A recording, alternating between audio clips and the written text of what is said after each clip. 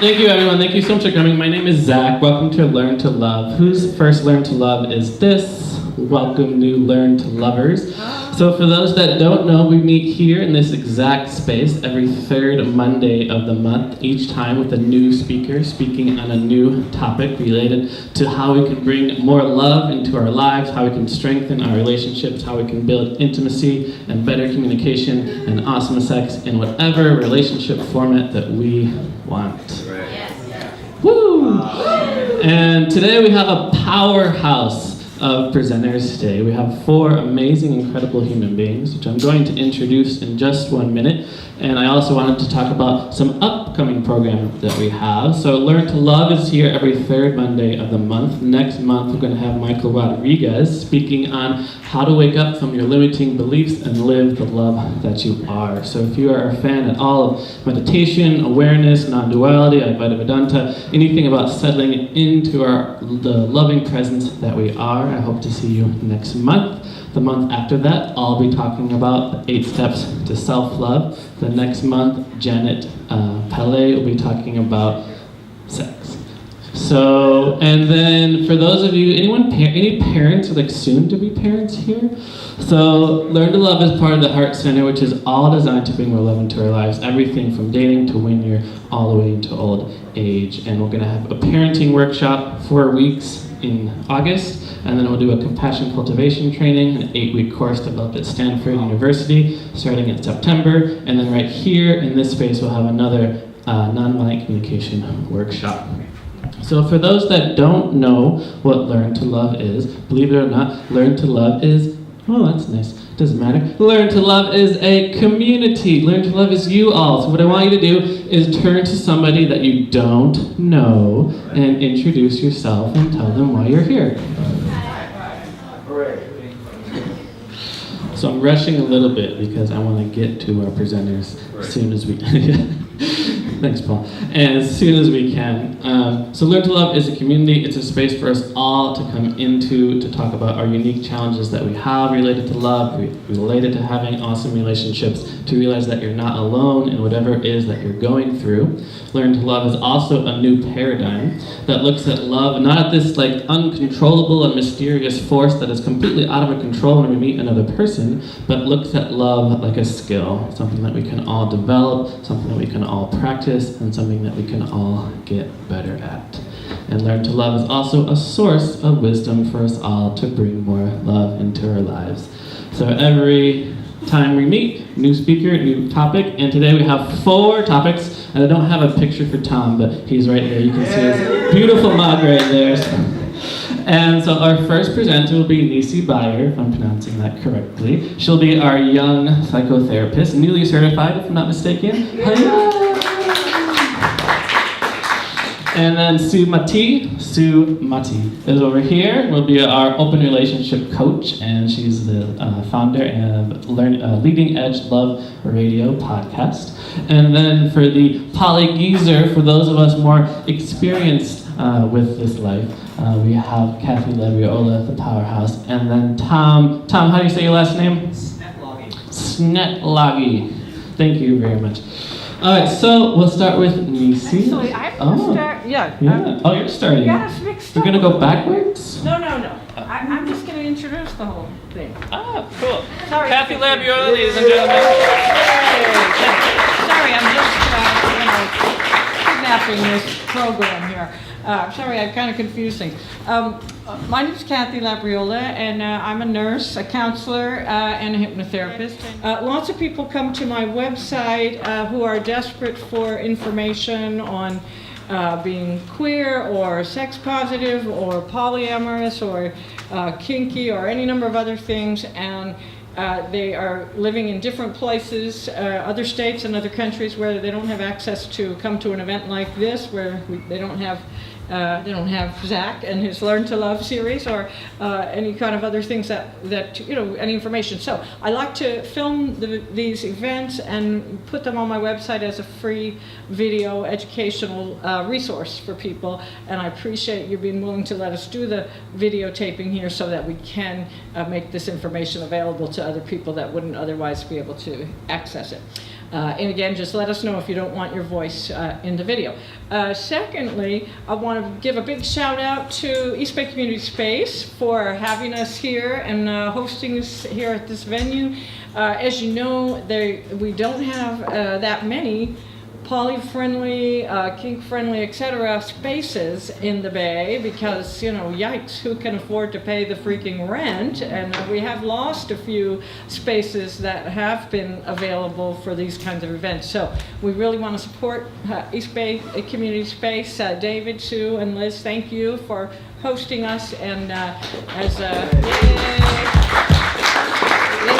of great events here, everything from yoga classes to anti-racism workshops to tantra classes to just plain old parties and dancing and stuff. So please check out their stuff online, and I noticed that even in the bathroom they have their calendar right there, so you can peruse it as you pee, you know, it's great. So in order to do my little part to support East Bay Community Space, I am selling my books in the back, and anybody who wants to buy a book tonight, I will donate the proceeds to East Bay Community Space. We want to keep them in business. And there also are other business cards and brochures and things from our presenters that you're going to want to peruse the literature table and pick up some of that great literature to find out what kind of services they have available for you. I wanted to tell you next why I called up Zach a few months ago and said, we have got to have this great event called Open Relationships, Love at Any Age.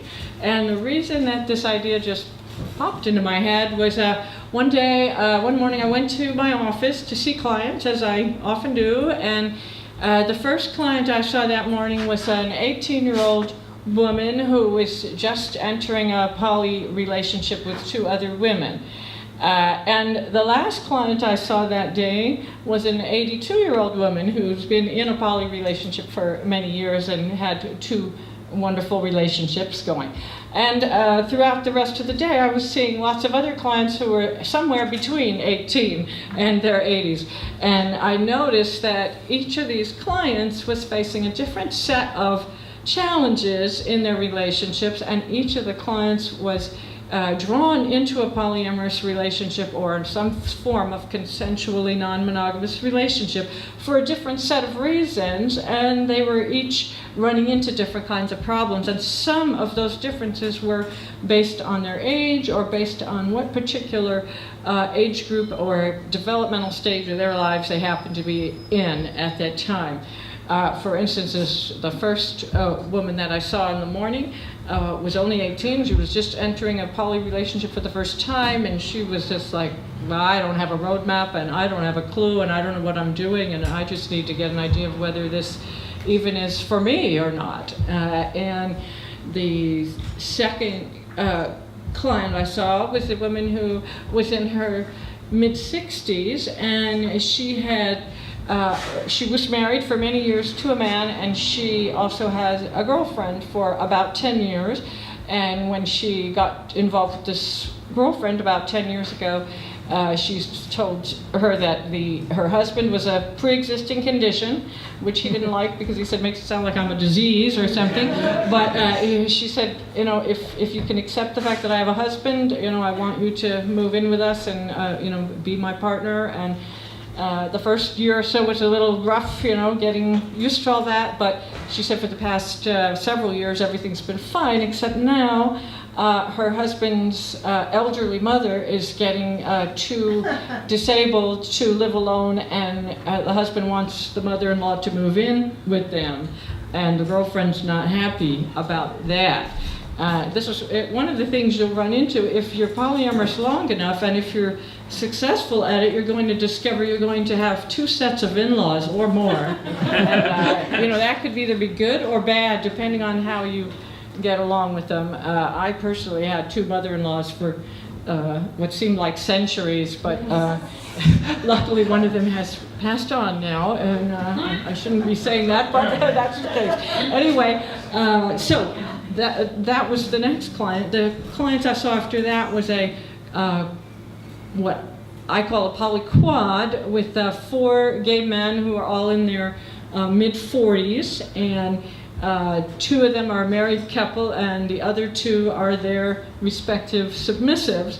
And the problem they were facing, that they were coming to see me about, is that one of the submissives is a CEO of a tech startup in San Jose, and he was spending an awful lot of time in San Jose, even though they live in San Francisco, and the others were becoming upset that he wasn't around much and wasn't really able to pull his weight in the household. And even worse, the other dominant was starting to boss around the one remaining submissive, and that was creating a lot of problems because he had two doms bossing him around and didn't know quite whose direction to take. So the next client I saw after that was a young couple, and a heterosexual couple with two small kids, and the wife has a boyfriend and the husband has a girlfriend, and now the woman in the couple that was coming to see me just got a promotion at work and is having a lot of stress and extra hours to work, and she broke down in tears in my office and said, "It's just too much, I'm overwhelmed. If I knew what it was going to be like having it all, I would have settled for less." And I thought that was a great quote, but she said it came from Lily Tomlin, that she was quoting Lily Tomlin. I thought, wow, this was a really great quote she came out with. Anyway, then my last client for the day was an 82-year-old woman, and she has two husbands who she's had a delightful relationship with for many years, but now one of the husbands is becoming ill and disabled, and she is having to carry the weight of taking care of him. And she said, when I got involved in this situation many years ago, I was thinking about sex and love and playing and having a great time. I wasn't thinking about the fact that I was going to have two husbands that are probably going to both die on me, and I'm going to have to take care of them both in their old age. So these are the kind of issues that you don't really think about when you're falling in love and having all that great NRE going on. Anyway, when I was done with that day, that's when I called Zach and said, each of these people is in some form of consensually non-monogamous relationship for different reasons, and each of them are running into different problems. And I think it's only been in the last few years that enough people have been doing polyamory or open relationships openly for enough years for it to become clear that there now are at least three distinct but somewhat overlapping age cohorts of people in open relationships. It's just taken this long for enough critical mass to really develop to be able to see that there are some patterns emerging. And because I've been in a polyamorous relationship for 45 years, I can tell you that things have changed quite a bit over the years in terms of more people being openly poly, and how people are doing things. And I could certainly tell you that I've had a different set of needs and problems at different times in my life being poly, and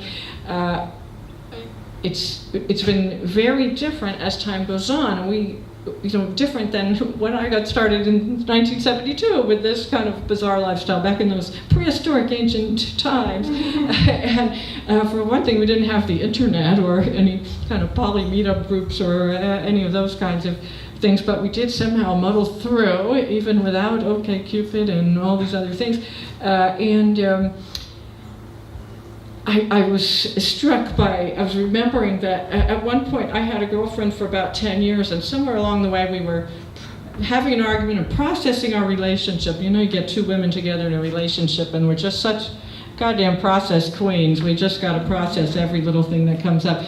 But we were talking, and she suddenly, this look came over her face that was a combination of like shock and horror, and I was like, what's wrong? And she said, "You're just making this shit up as you go along, aren't you?" And I had to say, well, yeah, because we didn't have any poly books or poly-friendly therapists or anything. So we did just kind of muddle through and make the best of things and do the best we could. Now, we do have all these great resources, and as a result, you don't have to make the same mistakes we made. You can make new and creative mistakes all of your own that are hopefully more interesting.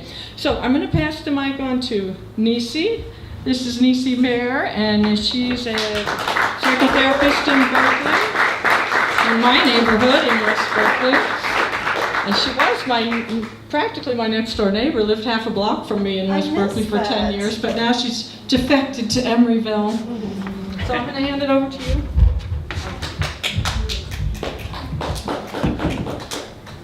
Can someone give me a 5-minute warning? Otherwise, I'll just go on. Okay.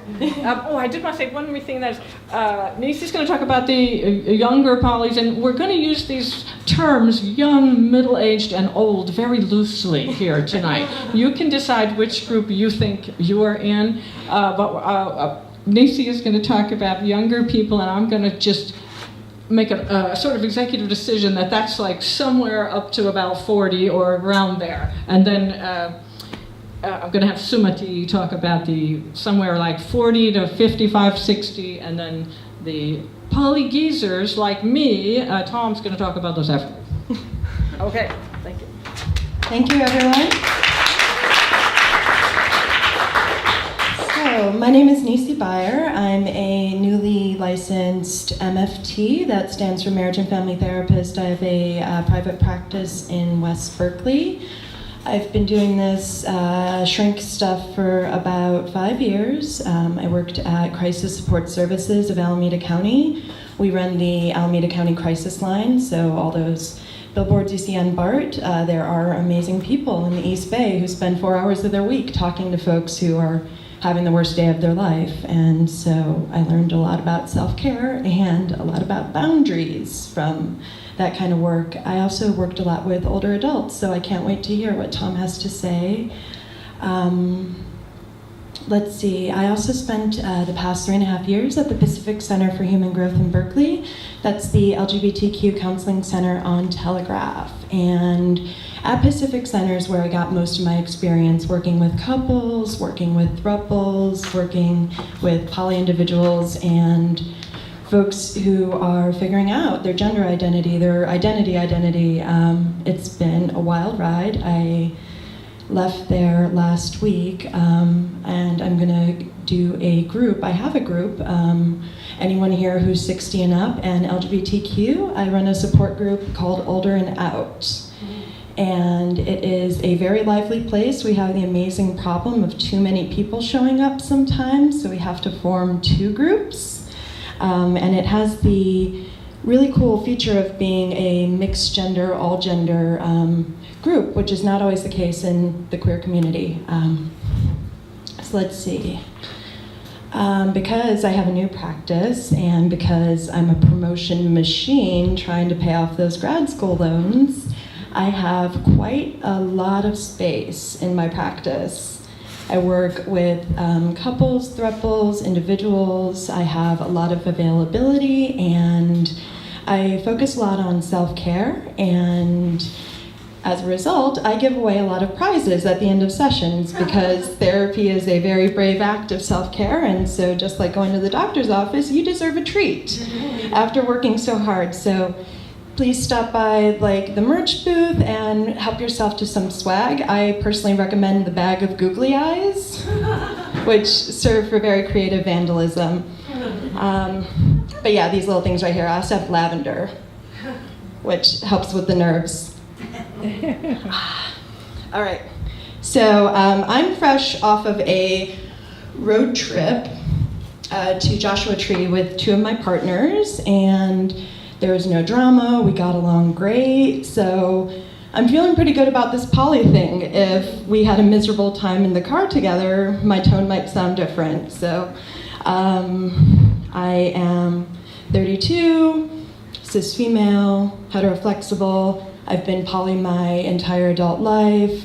I identify as multiracial, and most of my partners are older, but I have dated folks the same age. So as I talk about this, I'm both talking about my personal experiences as a poly millennial, as well as my experience as a therapist working with poly millennials, 20 to 40.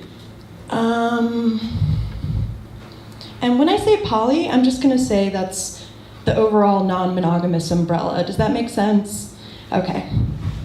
And just in general, talking about a huge age group, there's going to be some generalizations. If you don't fit this, I get it.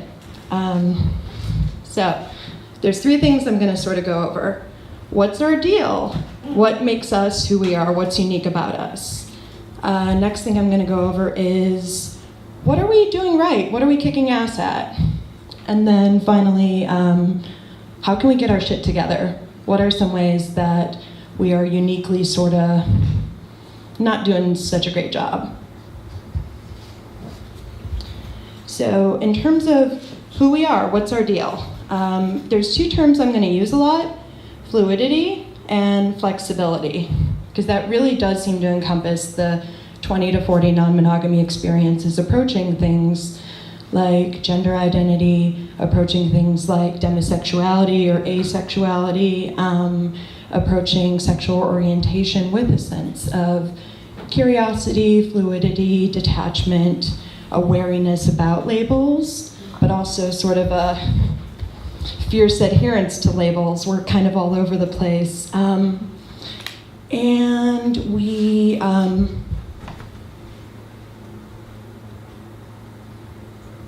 something that we have a tendency to do is also have a really expansive idea of sexual orientation. Something you'll notice among millennials, maybe more so than other groups, is that in addition to identifying as bisexual, you'll also meet a lot of people who identify as pansexual or queer, and that sort of will just come up a lot more if you're dating in this age group. We also have a lot of flexibility with our relationship to our metamors. I've heard a lot of really great creative examples of non-sexual but very intimate relationships between like metamors in their 20s. We are, as a whole, disproportionately white. I hope that's going to change in the future, but for now, it's sort of the demographics of our group. We all know this. And I'd say overall, we're pretty wary of relationship escalator type things. We're really wary of starting families, mostly because we're broke, also because we're just figuring this shit out and really trying to figure out what is true to us versus what we've inherited from society. Let's see. Our sexuality undoubtedly has been shaped by the internet, and not just like what you'd expect porn. I'm thinking more like meeting other people through munches, connecting online, or erotic fan fiction. Stuff like that has really made a mark on young adults. And gonna take a moment, Kathy hinted at this earlier, gonna address housing, because fuck housing. Fuck housing so hard. Actually, don't fuck housing really hard, because housing has 4 roommates, and some of them are kind of weird about sex noises. So fuck housing quietly and gently. But it is absolutely crucial to the young adult experience, mostly because of money and stability, but also subtle things. What do you do if you have 2 people on a lease? They invite their 3rd partner to live with them, and the 3rd is a sub-occupant. That's going to result in all sorts of power and just general role confusion at times. Similarly, the role of housemates and the importance of getting in good with housemates is really important too, I'd say. With a lot of your partners, you know, if you get the approval of their housemates, that's going to bode better for you than sort of getting mom and dad's approval. Because ultimately the housemates can make or break your relationship. And then finally, you know how they sort of say, like, therapists shouldn't give advice? Well, I think that when I have a client who has a rent control situation and they're gonna move in with a client, with like a partner they've been with for 6 months, in those scenarios, all bets are off. I am giving my opinion. I am not doing the whole stone-faced therapist thing and like, no, don't go. Just redefine what it means to cohabitate. Just don't give up your space. So, these are things that totally come up, especially for us. I think overall, maybe a quick general mindset is that this non-monogamy stuff, we're not doing this out of boredom. I think we're trying to sort of avoid boredom, and there's sort of a difference. Some of us have been able just to start off with non-monogamy as the default, and that comes from a place of sort of the appeal of moving away from home, traveling, going to grad school, living a life that you don't yet know what it's going to look like, and so making a lifetime commitment is hard, or meeting someone when you're postdocing for 2 years and they're amazing and you can have your own thing with them and maintain a relationship with a high school sweetheart, that's great, why not? But that really kind of drives us, is the need for, again, flexibility. Let's see. Sort of moving on to a couple things that I think we're doing really good with as a community of young adult non-monogamous folk. I think we're doing pretty good with embracing some of the more non-hierarchical, more less compartmentalized versions of poly. I think I see among my age group maybe just a bit more, I guess less like couples privilege.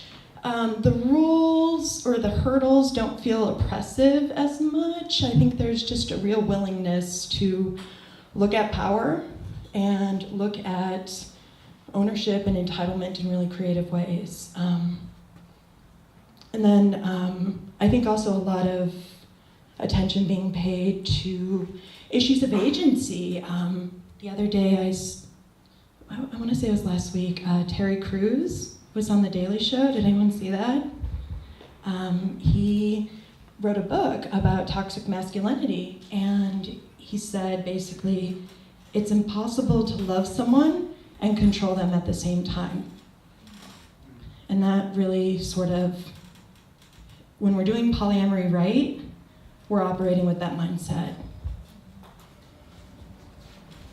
Something we're also doing good at, those of us maybe like 25 and up, we're also really pulling off like friends with benefits, fuck buddy scenarios. I don't know what we're doing right, but I think there's just more normalizing of mixed gender relationships for the heterosexual folks, and just a little bit more creativity with what are we doing as friends, what are we doing as lovers, can we merge the two? So that bodes well.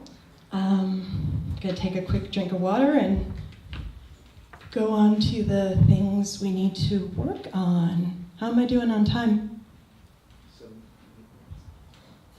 7, 8 minutes? Awesome, thanks. So there's sort of like 3 things I'm gonna touch on.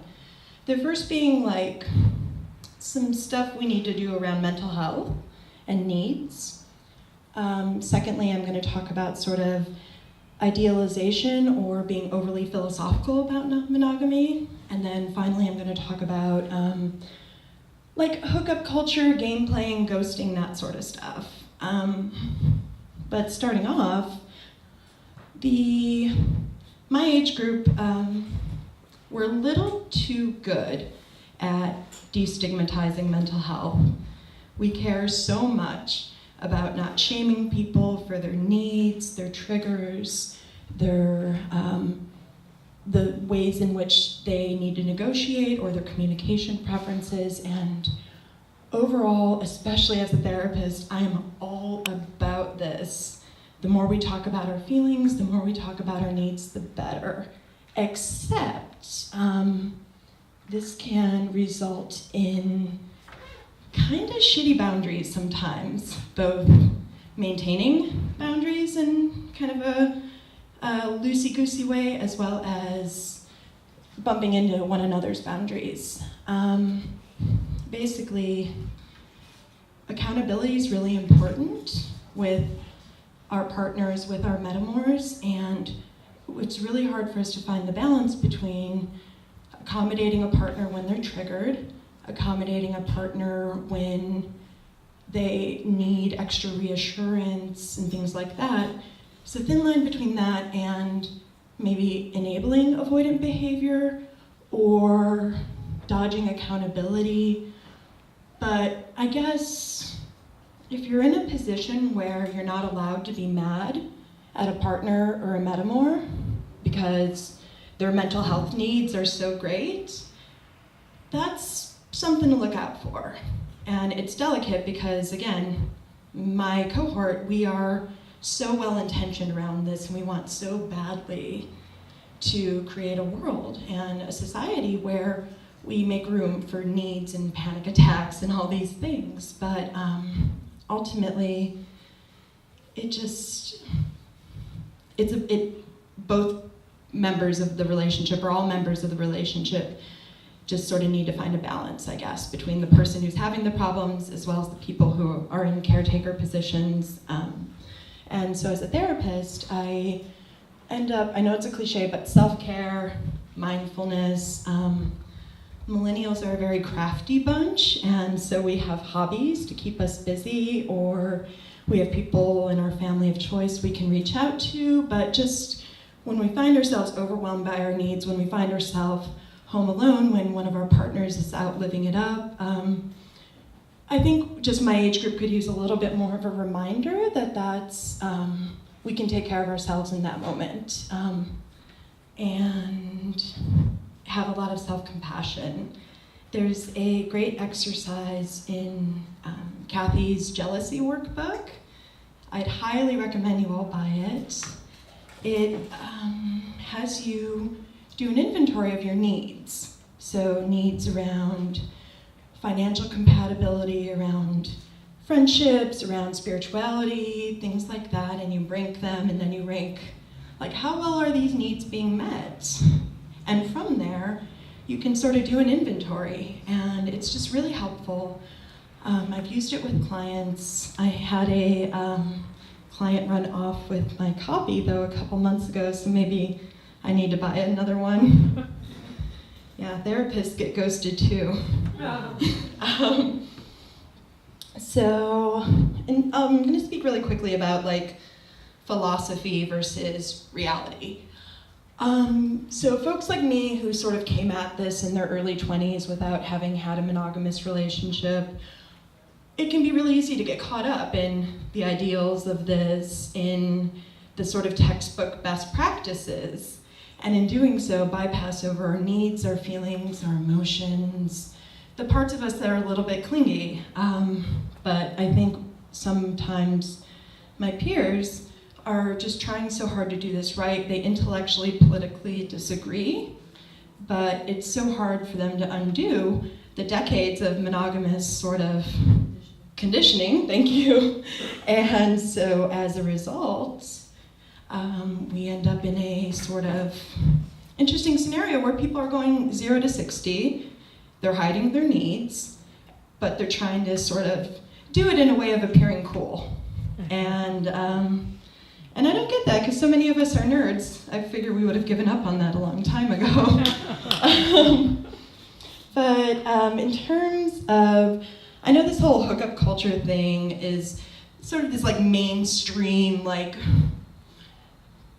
monogamous hetero thing you'll see in newspapers and this and that, but you know, it definitely plays a part in our lives. A lot of us have gone through the experience of some really great dates, and then poof, person is gone. A lot of us have felt really self-conscious about texting too soon, or just doing that dance, playing that game.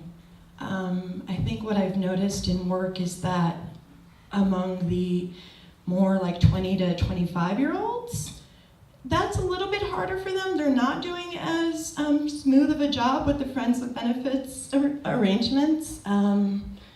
But there's just sort of this overall like concern about having too many feels, about liking someone too much. And so it's an interesting summary to close with, in that we are both overemphasizing our feelings as well as ignoring our feelings at the same time.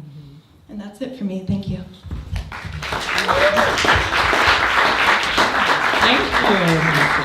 We're going to have about 30 minutes later for questions and comments, so hold your questions and don't forget them. I'd like to introduce Sumati Sparks. She is the Midlife Poly Coach and works with people of all ages, but primarily with people, individuals and couples and poly groups that are in midlife, which, as I said, we're going to sort of just randomly define as approximately late 30s, 40, up to 55, 60. So somebody come on up. We're doing it just fine. So thank you, Nisi. Let's give Nisi a round of applause. She did a great job. Really interesting stuff. So I want to see who's here. Raise your hand if you are now or ever have practiced ethical non-monogamy. Excellent. And raise your hand if you are curious about it but haven't done it yet. A couple people. And raise your hand if you have no fucking idea what we're talking about. Okay. Good. So at least you all have heard the terms before.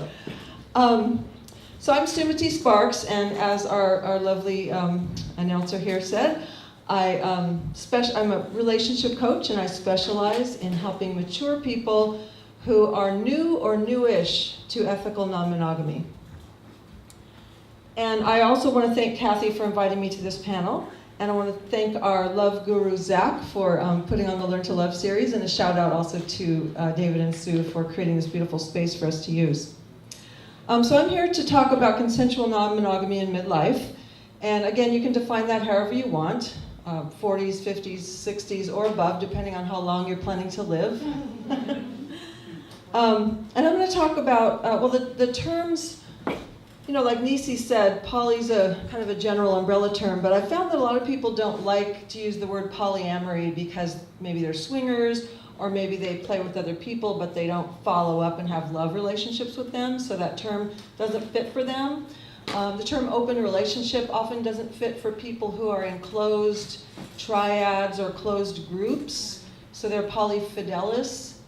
And other people don't really like, we're all rebellious type of people who've chosen this lifestyle. So the term non-monogamy kind of irks me because it's what we're not instead of what we are.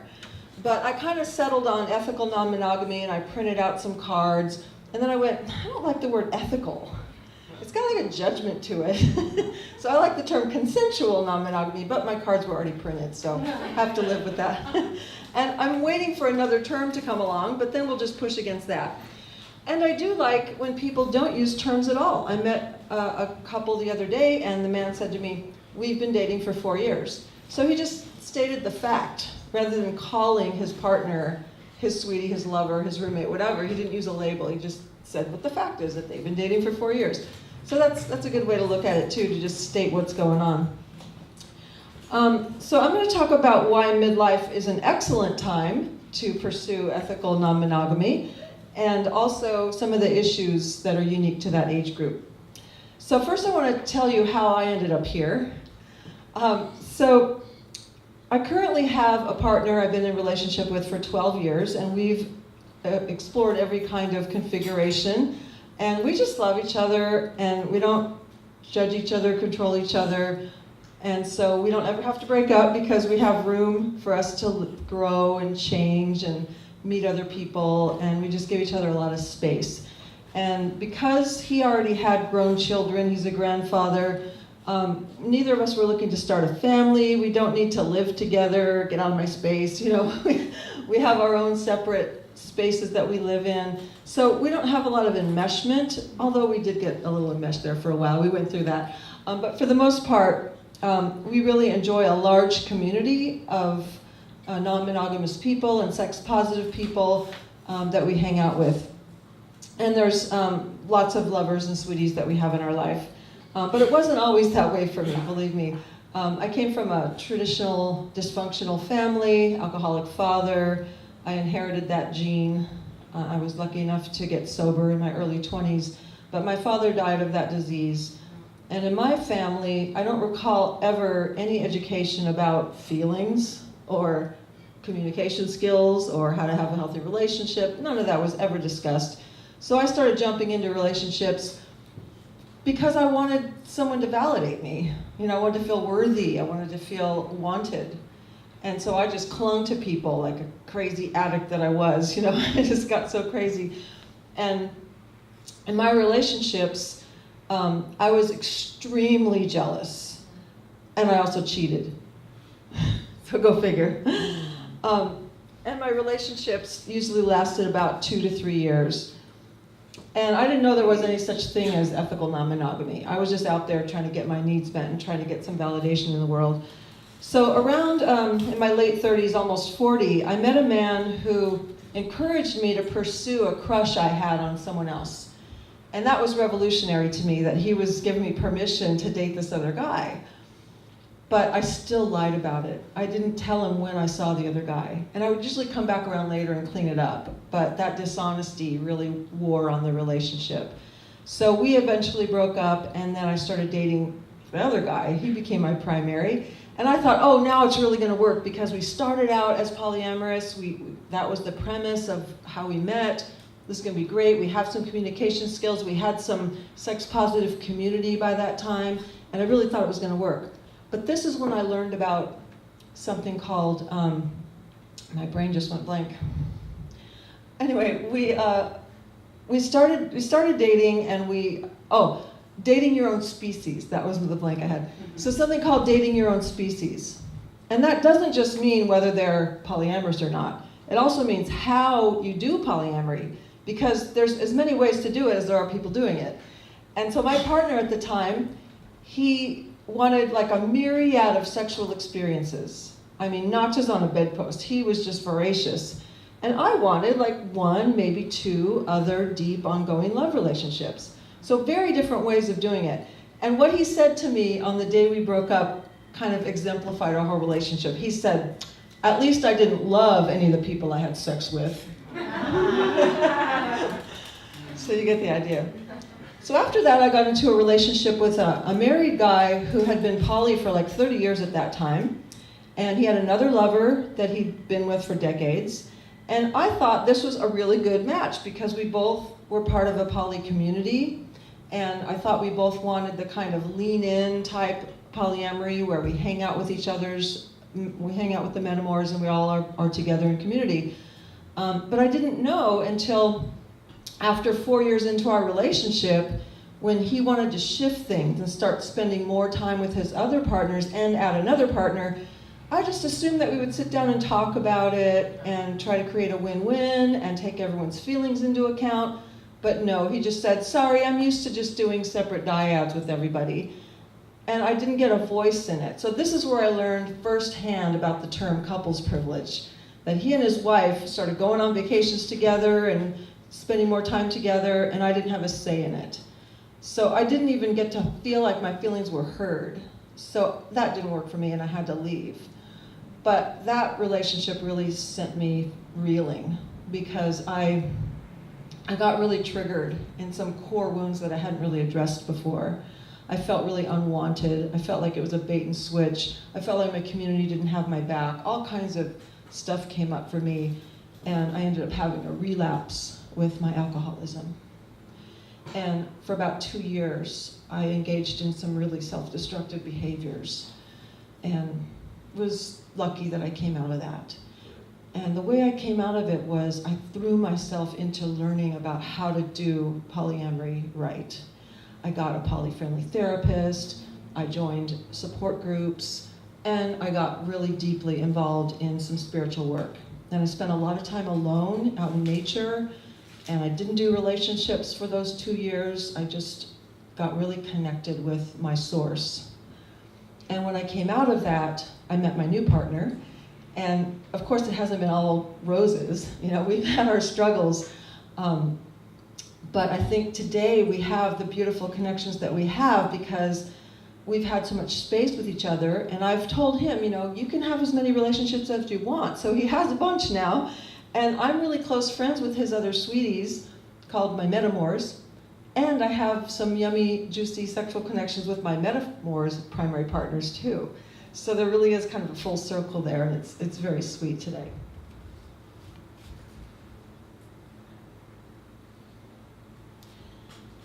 So commonly we hear the advice given to polyamorous people, don't use poly to try to fix a broken relationship. That's really common advice, right?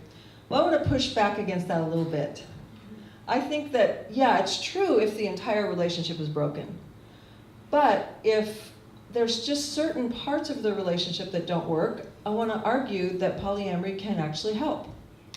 So in today's society, the traditional fallback relationship model is that you're supposed to find this one person who's going to be your hot lover and your best friend and your domestic partner and your primary confidant and maybe even your business partner, or at least your primary cheerleader for your career. And few of us are so lucky to find that one person that we're a match with in all those areas. Most of us are lucky if we are a match with one or two of those areas, right? So,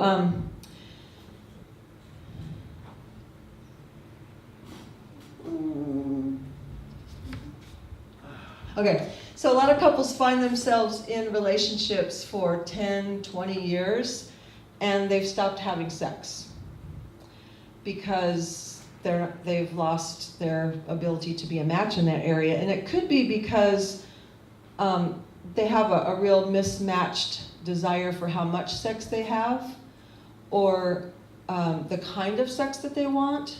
You know, they may want more of something, less of something else. They may want to practice kink or bondage or BDSM, and their partner does not. They may just have a lot of issues that they need to resolve, and the sex has gone dry. So some good sex counseling can help with those issues, but I also want to argue that open relationship can actually help a couple who's been together for a long time and has a family and has a home, maybe a business together, a social network, to not have to dismantle that whole thing just because their sex life isn't working.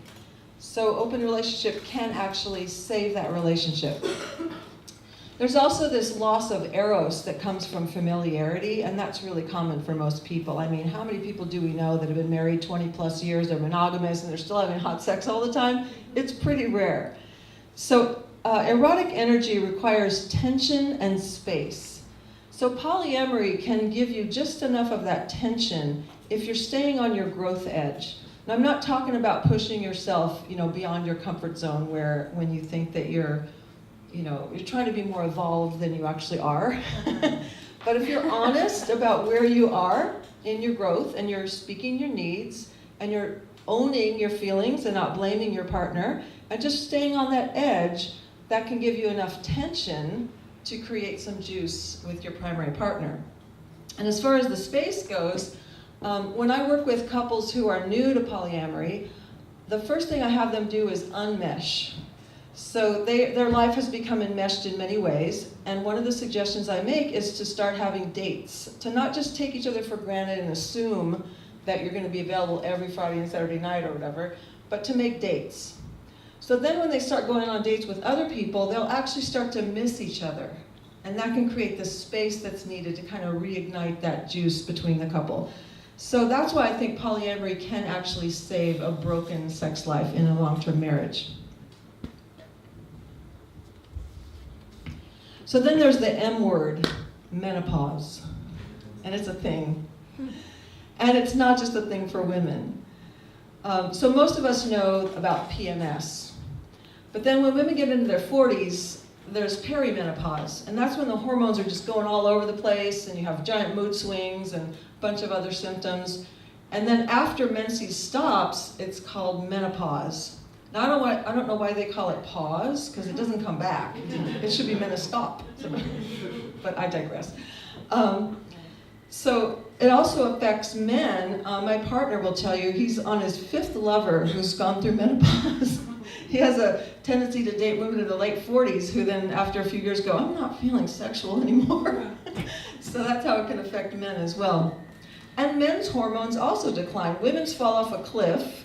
Men's just gradually go down. I mean, if you've experienced a man in his 20s sexually versus a man in his 60s, yeah, it's a big difference. It's a more connected, loving, beautiful kind of sexual experience. Whereas in the 20s, it could be more of a, fuck like dogs all night. So men have a big change in their hormones as well. So there haven't been a lot of studies about this because it's women. I mean, if it was men, we'd have thousands of studies and millions of drugs to take. But because there haven't been many studies, I found one that talked about approximately half of women experience significant loss of libido after menopause. So if you're in a same-sex female couple, 50-50. One might have a loss of libido, the other doesn't. Okay, what do? Polyamory. And in an opposite-sex couple, 50% chance the woman might lose her interest in sex, and the man can try having another lover. There are things to do to reignite women's sex drive after menopause.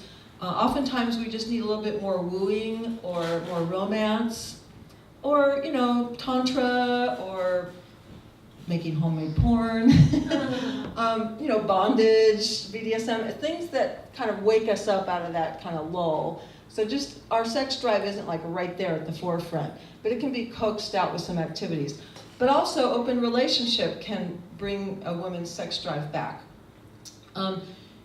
There's something that happens when another woman is interested in my partner. Well, I'm basically hetero, but if another person is interested in your partner, there's a tendency to want to keep them around.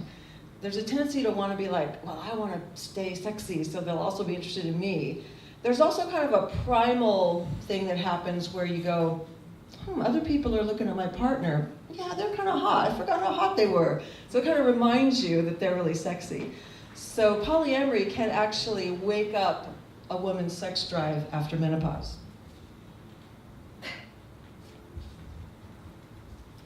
Also, people in midlife are less likely to care so much about what other people think.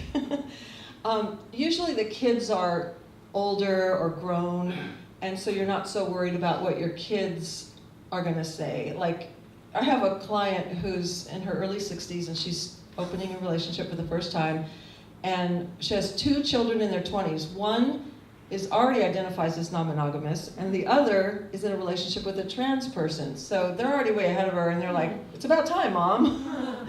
So our kids are a lot more aware than we think, and than we give them credit for.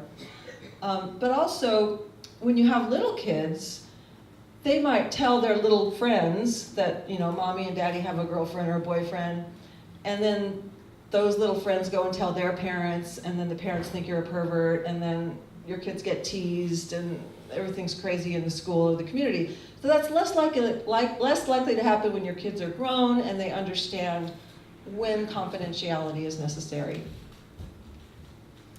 Also, people in midlife are less likely to have to worry about their careers so much if it's found out that they're non-monogamous. Now, there are exceptions. There are certain careers where you do have to stay confidential, but for the most part, your career is already established.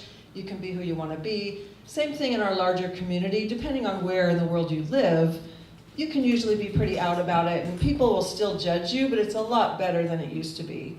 And a lot of people know that at least polyamory exists, and we just care less about what they think about it anyway. So I help people who are new to get clear about the kind of non-monogamy that they want.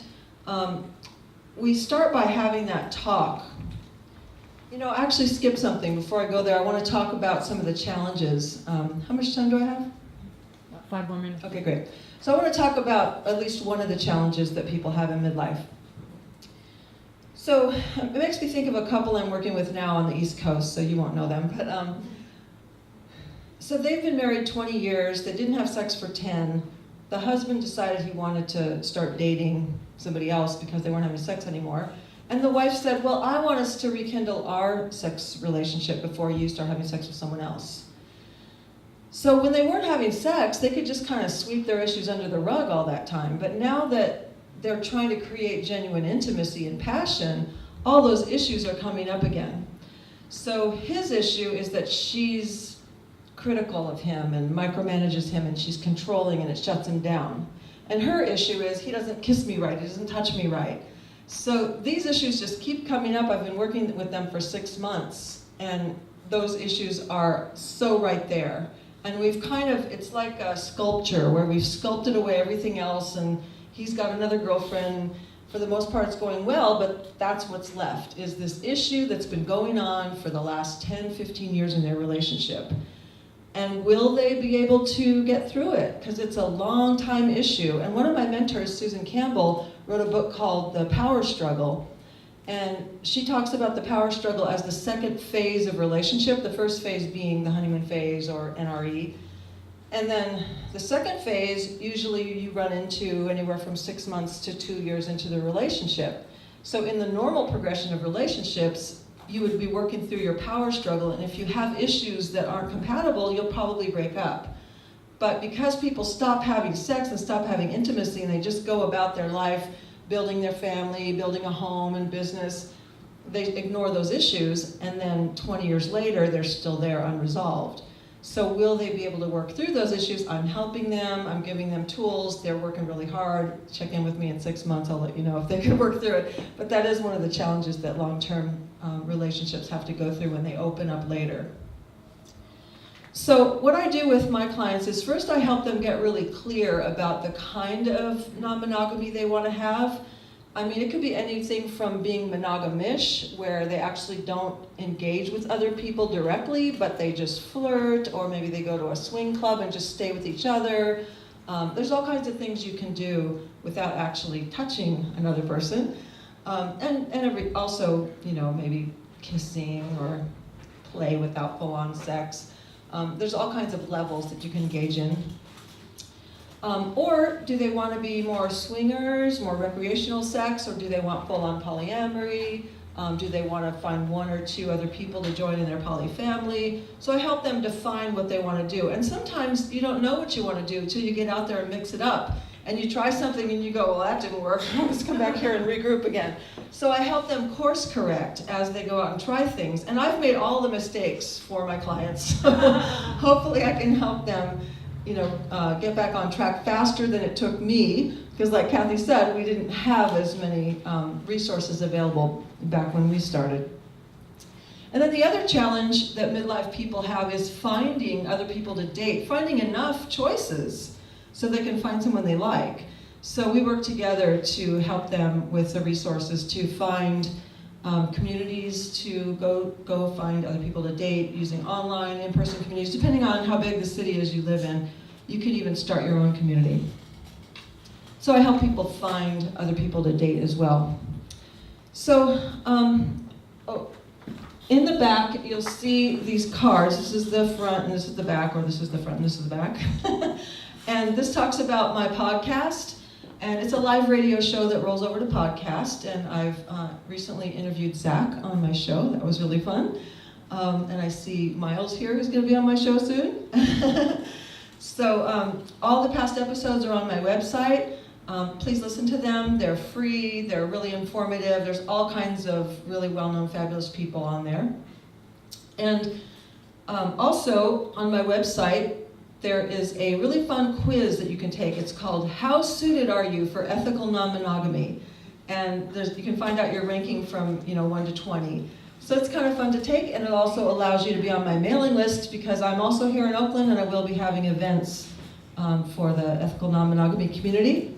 And finally, you can also, on my website, complete an application for a complimentary consultation. And if anyone knows they're interested in that right now, just come up to me after the end of the event and we can get you on the calendar now and bypass the whole application process, just as my gift to you for being here tonight.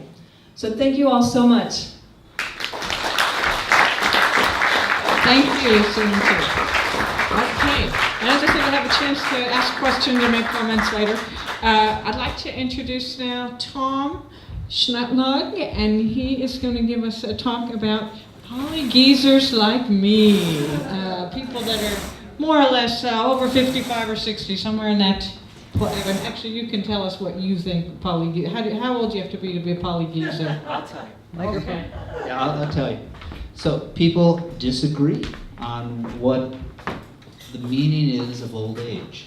And so if you look at Wikipedia on old age, you'll see references to 60 and older as being old, and 65 being old and older, and they usually break up being old into 3 phases. There's the young old, and that starts at either 60 or 65 and goes for a decade. Then there's the middle old, or just plain old, which starts at 70 or 75 and goes for another decade. And then there's the old. What I have to say is mostly about, sort of the young old and middle old, but actually there's a better definition, which is, there's some research that's been done that talks about age being kind of a poor predictor of what you should call old age. Instead, health is a much better predictor of both how long you're going to live and of your characteristics of old age. Way back when, in the age of exploration, a Captain Cook who explored around the world 3 times, went out, he was old at 45, according to the books that we read. I mean, it was used up by then. Well, now, no, that's still young. So things have changed over the years.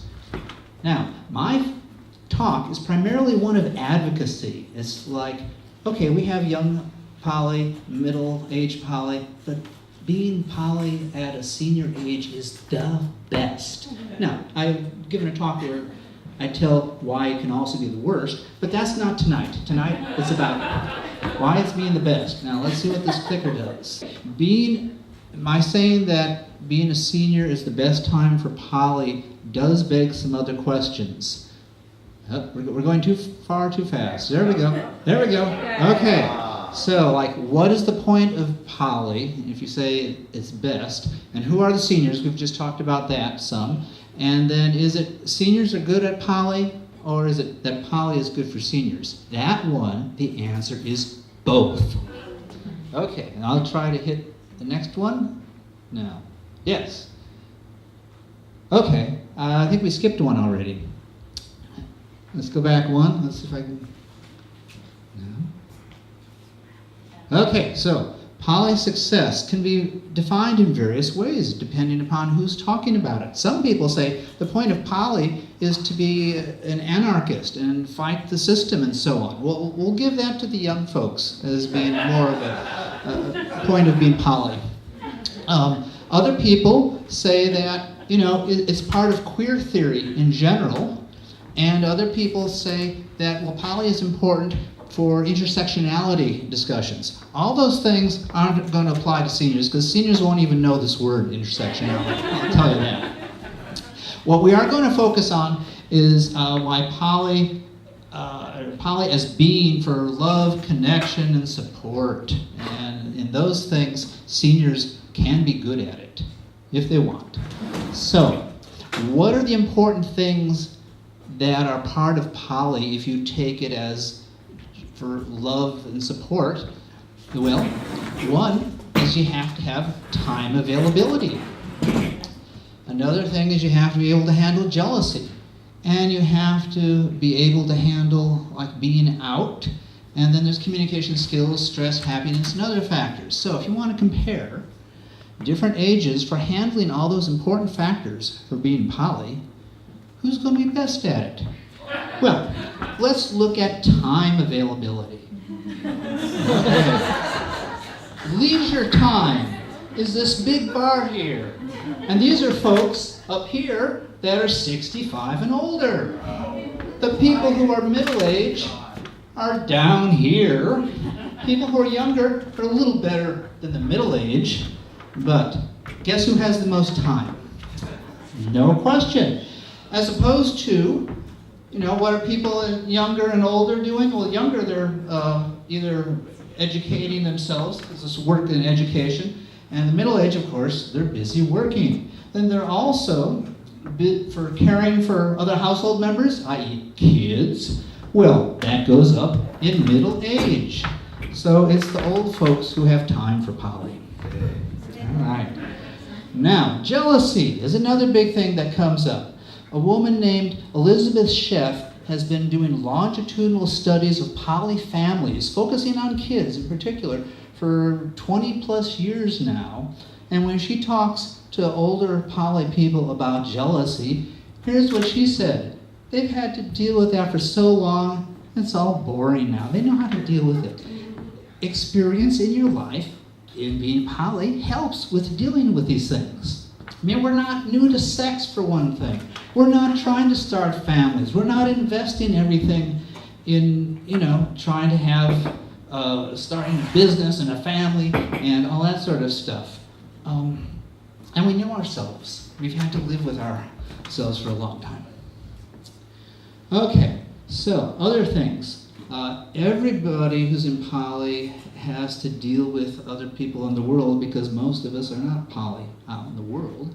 But, as the previous speaker was saying, when you're older, you have less issues with dealing with families, especially as a senior. You are the old person. I mean, you don't have to answer to your parents anymore, and hopefully your kids are grown up by then, so you don't have to deal with all that sort of stuff. And most people, not everybody, but most people are getting towards retirement age and don't have to worry so much about being outed and hassled in your work career. That's really important for some people. Furthermore, there used to be a lot of shame about just old people and having sex. Ooh, but that's mostly the generation that is the previous generation to the baby boomers now. The baby boomers having this big ego say, yeah, sure, I'm going to have sex. All right, communications and empathy. I put those two together because as a part, even though they're separate, there's not a whole lot of research about who communicates better than others by age, although you do have more experience with it as you get older. But empathy, there's a little bit of research on, and it actually is sort of mixed. It depends on how you define it. While elders have more lifetime experience, younger adults are better at what's called cognitive empathy, trying to judge what's going on in somebody else's mind. I think by the time you get older, you just don't care anymore. But middle-aged women in particular, the different types of empathy that there are, and we won't go into that, are rated as pretty darn good overall. So middle age has a point there too. But the old folks are really good at giving, again, time, but also money. But it's to the folks that they are most comfortable with. And in poly, hopefully you're comfortable with your folks. So everybody gets a point there. Stress and happiness are what I'm going to talk about next. Well, this chart just sort of shows that as you get older, this is supposedly ideal stress, which I don't get why there's any ideal stress. But anyways, I guess it's enough to keep you motivated. But you get closer to that as you get older. Instead of younger people have more stress. That's not good. And then this complicated thing is people have done happiness ratings by age. You can't see the ages here, but the low point of happiness these are worldwide surveys that they've done of happiness by age, is about the lower 50s. Your teenagerhood, you start out pretty happy, and then you have to have families, mortgages, jobs, careers, bosses, all that sort of stuff, and it goes down and down and down until you get to the mid-50s, and then it starts going up. So, there is a person, a guy Fleckenstein, who actually looked at happiness and poly people, older poly people, and he found that relative to other seniors in the US, poly seniors have both more sex, more partners, of course, are healthier, happier, and that the happiest people that they found were bisexual poly women in their 60s.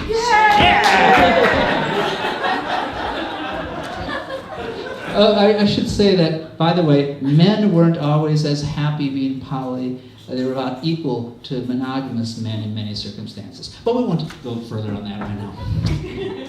Living arrangements. Oh, I sympathize with the young folks who have to, share a whole lot of housing and deal with housemates and so on. We have housemate problems too. But still, by and large, a whole lot of older folk have had to deal with those issues and have had done their careers already and invested in houses back when they were more affordable and all that sort of stuff. And if you're getting together with somebody as a senior, well, heck, why do you have to move in with them? A lot of people, if they have a choice, older, really like their own space, and they might already have it. So why not just, go visit? You're not going to raise another family.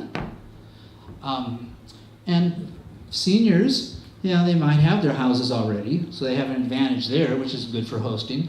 But regardless, they probably have a much better idea of their financial situation than people who are just trying to start out a career too. And they, of course, they have judgments, lifetime of experience on trying to figure out all this stuff. So all those are advantages for seniors. Let's see, go ahead. Probably want to point it that way. Okay, U.S. population, a lot of demographics that we won't go into other than note that, let's see, the U.S. population of 65 and above is currently 14.5% and will be rising up to as much as 21% in a couple decades. Baby boomers getting older, and not only getting older, are healthier than previous generations. That's why the number of, while the U.S. population has gone up fourfold since the beginning of the 1900s, the number of people who are over 65 increased 12-fold. The number of people 75 and 84 increased 17-fold. And although there's not so many people left at 85 plus, 50-fold increase. Since when? Since what year? Since 1900. Oh. So huge amounts. Now, there are a lot more women who are a lot older than men, too. At 65, it's 127 to 100, and it keeps going up as you get older. That's a problem, but we're emphasizing the good things tonight. Now, also, functional age starting in the 50s is the far end there, going to 85 plus. Even at 85 plus, it's well over 50% of people that can still do housework for themselves. So and you can see how that curve goes down kind of slowly. So even as you're getting older, people can be functional. Okay. Being older can be beneficial for sex in part because, as was said, men slow down some. Yeah, we're not quite so fast on the draw. And supposedly, some sort of sexuality, it doesn't say intercourse or anything, women engage in more over 65 than midlife women, probably because they have more time and availability. Let's see, and there are a couple of authors like Sex Over 40, Sex Over 50 books that talk about, just in general, how people find that sex as a senior is the best sex that they've had in their lives. And to that, there's another study that was done in Canada, and they decided to publish about the great sex among seniors in Ireland for some reason. But I guess it was too controversial what they concluded, because one of the things they concluded was not only are the people who are having great sex among seniors finding that being older allows you to be more flexible, they also found that half of their sample were non-monogamous, those who are still having great sex in old age. Really cool. Okay, you still eventually age out.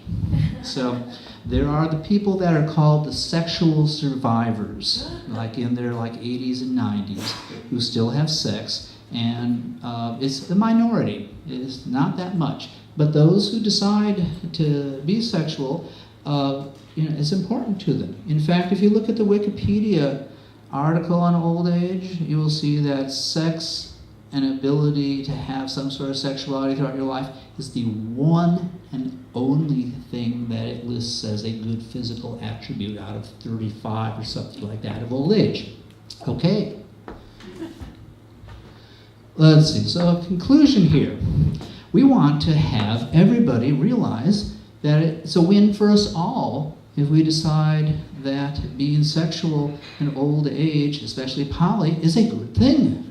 Because as you hopefully move forward, this trend of living longer will continue. It means you see billboards saying, the first person who's going to live to 150 is already alive. Well, that means a lot of your life is going to be older and you want it to be sexual. So go on, have it be good for us. Also, it gives something to look forward to as you get older, as opposed to all those messages about, oh God, time of my life right now is in my teens, No. But people do start dying off, and so it is nice to have other people around. One of the real hard things among a whole lot of older people is loneliness, and you are going to have people who go. And so the more you have support, the better it is. Right. Okay, the other thing is that you want to stay healthy as long as possible so you can have a good time in old age, because one thing or another can seriously get in the way of sexuality. It's not at the top of the pyramid, sort of maintaining some sort of healthiness, and if you don't have it, often precludes not only sex, but a whole lot of other things. So that's where a couple quotes come in.